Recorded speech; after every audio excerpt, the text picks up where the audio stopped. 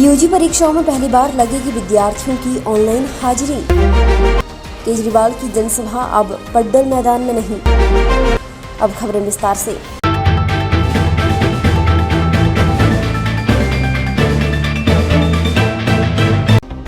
हिमाचल प्रदेश में पेयजल संकट जैसी स्थिति से निपटने के लिए जल शक्ति विभाग ने केंद्र सरकार के जिला जल एवं स्वच्छता मिशन में एक नई पहल की है।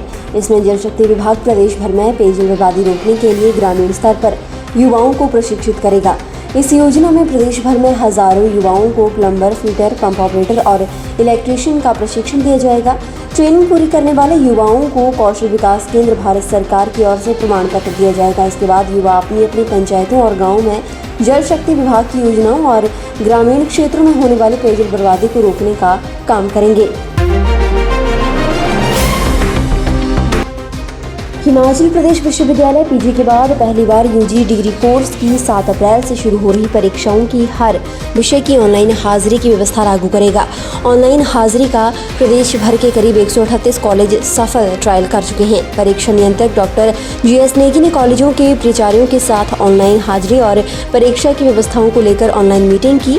विश्वविद्यालय ने पहले साफ किया था कि यूजी के छात्र की कॉलेजों से CCA अपलोड न होने और पात्रता की अन्य शर्तों को पूरा करने के बाद ही रोल नंबर जनरेट होगा। विश्वविद्यालय ने परीक्षा की ऑनलाइन हाजिरी को अनिवार्य कर दिया था। हिमाचल प्रदेश के पर्यटन स्थलों की सड़कें चकाचक होंगी। सरकार ने पर्यटकों को आकर्षित करने के लिए 5 साल की बजाय 3 साल में सड़कों की टरिंग करने का फैसला लिया है। इन सड़कों के किनारे फूल और पेड़ लगाए जाएंगे। सड़कों को प्रतिदिन साफ सुथरा रखने के लिए लोक निर्माण विभाग के मजदूर झाड़ू लगाते रहेंगे। सरकार का मानना है कि हिमाचल में पर्यटन स्थलों की सड़कें साफ रहेंगी, तभी पर्यटक हिमाचल की ओर घूमने आ सकेंगे। पंजाब, हरियाणा, दिल्ली और केरल सहित अन्य राज्यों से पर्यटक हिमाचल घूमने आते हैं। ये लोग धर्मशाला, शिमला, कुफरी, मशोबरा, नालदेहरा, कुल्लू, मनाली, चंबा और खजियार में जाते हैं।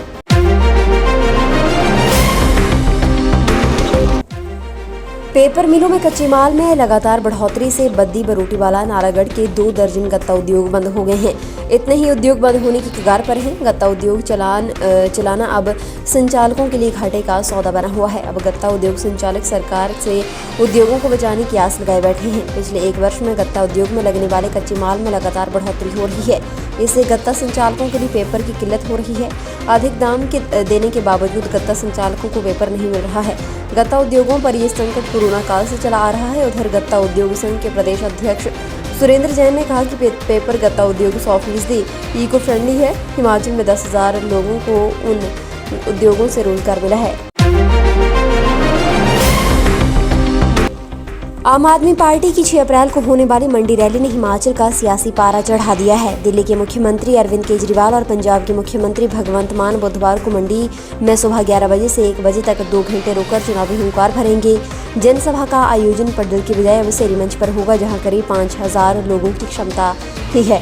रोड शो विक्टोरिया पुल से सेरी मंच तक होगा। उधर CM ने सोमवार को ही मंडी पहुंचकर मोर्चा संभाल लिया है। वे आगामी 6 अप्रैल तक मंडी दौरे पर ही रहेंगे। मंगलवार को मंडी कॉलेज के सालाना समारोह के बाद वे सराज जाएंगे और बुधवार को सराज में ही स्थापना दिवस मनाएंगे। हिमाचल प्रदेश विश्वविद्यालय में नई शिक्षा नीति 2020 को इसी शैक्षणिक सत्र से लागू कर दिया जाएगा। सोमवार को विश्वविद्यालय परिसर में बैठक में विश्वविद्यालय के कार्यवाहक कुलपति प्रोफेसर SV बंसल की अध्यक्षता में इस पर चर्चा की गई है। इसके अलावा नए के विश्वविद्यालय की ग्रेडिंग के लिए होने वाले दौरे की तैयारी की समीक्षा भी की गई। कुलपति प्रोफेसर बंसल ने कहा कि विश्वविद्यालय में नई शिक्षा नीति 2020 को जल्द लागू किया जाएगा। विश्वविद्यालय के वरिष्ठ शिक्षकों ने इस पर अपने विचार रखे और सुझाव भी दिए। लोक निर्माण विभाग में करुणा मूलकों की भर्तियां शुरू हो गई हैं। पहले चरण में 161 आवेदकों को भर्ती कर लिया गया है। इन सभी की नियुक्तियां बतौर चतुर्थ श्रेणी कर्मचारियों के तौर पर की गई हैं और इन्हें चौकीदार और चपरासी के पदों पर अपनी सेवाएं देनी होंगी।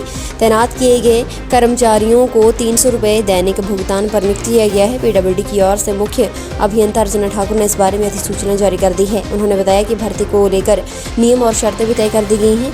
इनमें जिन कर्मचारियों की नियुक्तियां की गई हैं उनमें ड्यूटी ज्वाइन करने के लिए किसी भी तरह का TA DA नहीं दिया जाएगा। सभी कर्मचारियों की नियुक्ति से पूर्व अपना मेडिकल प्रस्तुत करना होगा। उनकी फिटनेस के आधार पर ही उन्हें नियुक्ति दी जाएगी।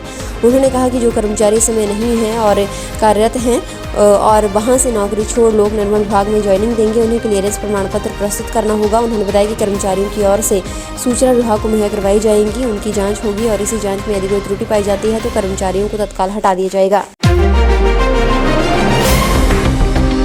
हिमाचल प्रदेश चंबा साहू मार्ग पर मछराली नामक स्थान पर देर शाम करीब 7 बजे एक स्कूटी सालखड़ में जा गिरी। हादसे में स्कूटी सवार जेठानी की मौत हो गई, जबकि देवरानी लापता है। मृतक महिला की पहचान 32 वर्षीय ऋतु पत्नी संजय निवासी ढेरा डागर बरौर के रूप में हुई है। स्कूटी सवार पर दूसरी महिला 28 वर्षीय प्रीति पत्नी करण लापता है। सूचना मिलने के बाद मौके पर पहुंचे एसडीएम नवीन तनवर के नेतृत्व में देर रात तक लापता महिला की तलाश के लिए पुलिस, एनडीआरएफ, अग्निशमन विमानों और ग्रामीणों ने सर्च ऑपरेशन चलाया रखा। प्रशासन की ओर से मृतक महिला के परिजनों को 20,000 रुपये की राहत प्रदान की गई है। बताया जा रहा है कि रिश्ते में देवरानी और जेठानी स्कूटी सीखने के लिए सोमवार शाम को अपने घर से चंबा साहू मार्ग पर निकली। सीएम जयराम ठाकुर ने कहा कि देश के प्रधानमंत्री नरेंद्र मोदी हिमाचल प्रदेश को अपना मानते हैं। यहाँ के विकास के लिए केंद्र सरकार से 800 करोड़ का बजट भी मिला है। प्रदेश में 5 दशकों तक सत्ता में रही कांग्रेस सरकारें गरीबों के हितों के लिए ठोस योजना नहीं बना सकी। भाजपा सरकार ने बिजली उत्पादक राज्य की जनता को 60 यूनिट फ्री बिजली दी।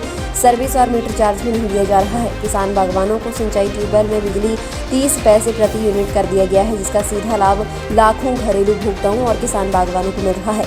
मुख्यमंत्री सोमवार को पांवटा साहिब विधानसभा क्षेत्र के भरली में जनसभा को संबोधित कर रहे थे। हिमाचल प्रदेश कांग्रेस में चुनाव से पहले फिर हलचल तेज हो गई है। राज्य में विधानसभा चुनाव से पहले संगठनात्मक ढांचे में बदलाव के लिए नेता प्रतिपक्ष मुकेश अग्निहोत्री और पूर्व कांग्रेस प्रदेश अध्यक्ष सुखविंदर सिंह सुक्खू नई दिल्ली पहुंच गए। उन्होंने शुक्ला के घर पर नई दिल्ली में करीब 2.5 घंटे तक मंथन किया। इस मंथन के बाद पार्टी नेताओं ने अध्यक्ष सोनिया गांधी पर संगठनात्मक बदलाव का मामला छोड़ दिया है। पार्टी सूत्रों के अनुसार पार्टी की प्रदेश प्रभारी राजीव शुक्ला के घर सुबह 11:30 बजे नेता प्रतिपक्ष मुकेश अग्निहोत्री और पूर्व प्रदेश अध्यक्ष सुखविंदर सिंह सुक्खू के साथ बैठक हुई है। इस बैठक में पार्टी से जुड़े मसलों पर विस्तार से चर्चा हुई। संगठन में बदलाव को लेकर भी विचार विमर्श किया गया। फिलहाल के लिए बस इतना ही। और बड़ी खबरों के लिए बने रहिए न्यूज़ सुपर भारत के साथ।